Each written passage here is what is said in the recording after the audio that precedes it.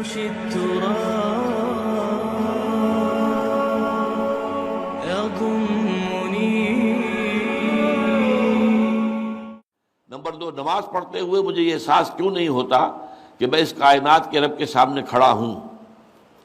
مجھے اس سے ڈر کیوں نہیں لگتا؟ مجھے اس کی موجودگی کا احساس کیوں نہیں ہوتا؟ مجھے تو بتایا گیا تھا خواتین کی طرف سے سوال ہے، یہاں تو آ گیا کہ کھڑا ہوں، مجھے اس سے ڈر کیوں نہیں لگتا؟ مجھے اس کی موجودگی کا احساس کیوں نہیں ہوتا؟ اس کا تعلق ہے یقین کی گہرائی سے. اس پر حقیقت ایمان کے ضمن میں میری ایک کتاب بھی موجود ہے، اسے پڑھیے.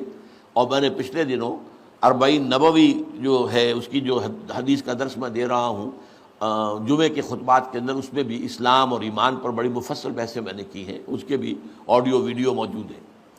ایک ہے ایمان جس کو آپ کہیں گے لپ سروس، زبان سے ہم کہہ رہے ہیں کہ ہم نے اللہ کو مانا، رسول کو مانا، قرآن کو مانا، کتاب کو مانا، نبیوں کو مانا، آخرت کو مانا، روز قیامت کو مانا، جنت کو مانا، دوزخ کو مانا. یہ ہے ایک سطح.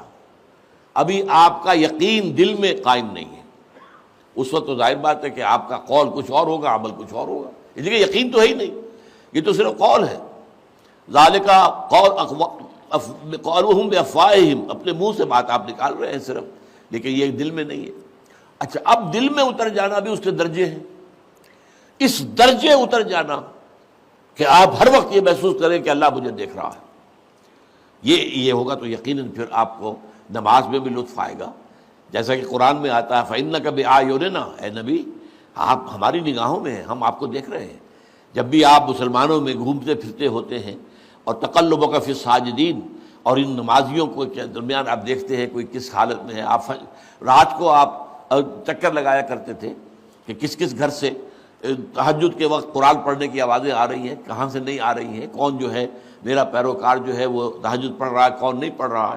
اسی میں وہ واقعہ آتا ہے کہ آپ گزرے حضرت ابوبکر کے مکان کے پاس سے، اور مکان آپ کو معلوم ہے وہاں کوئی کنالوں میں تو ہوتے نہیں تھے، وہ تو چھوٹی چھوٹی جو ہے وہ جھوپڑیاں تک سمجھ لیجئے، معمولی سے مکان، بہت وہ ایک ایک 2 کمرے کے جو ہے کوٹڑیوں کے، کمرہ نہیں کہنا چاہیے، مکان. تو ظاہر بات ہے اس کے اندر اگر کوئی شخص قرآن پڑھ رہا ہے تو باہر سے گزرنے والا سنے گا. تو حضرت ابوبکر کا آپ نے دیکھا کہ بہت آہستگی سے پڑھ رہے ہیں، حضرت عمر کو دیکھا کہ بڑے زور شور سے پڑھ رہے ہیں.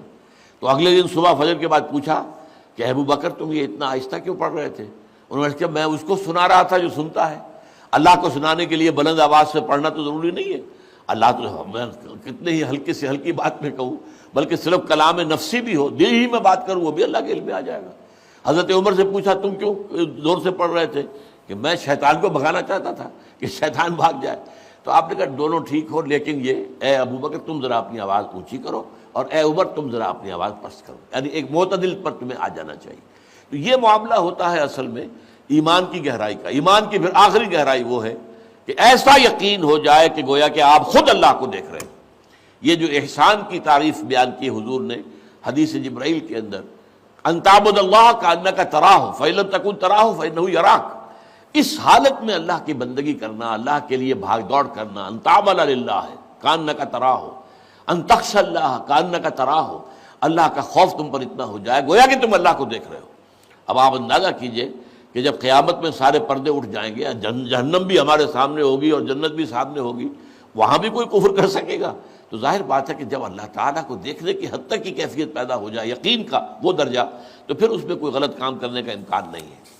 سبحانک اللہم و بحمدک نشہد ان لا الہ الا انت نستغفرک و نتوب الیک.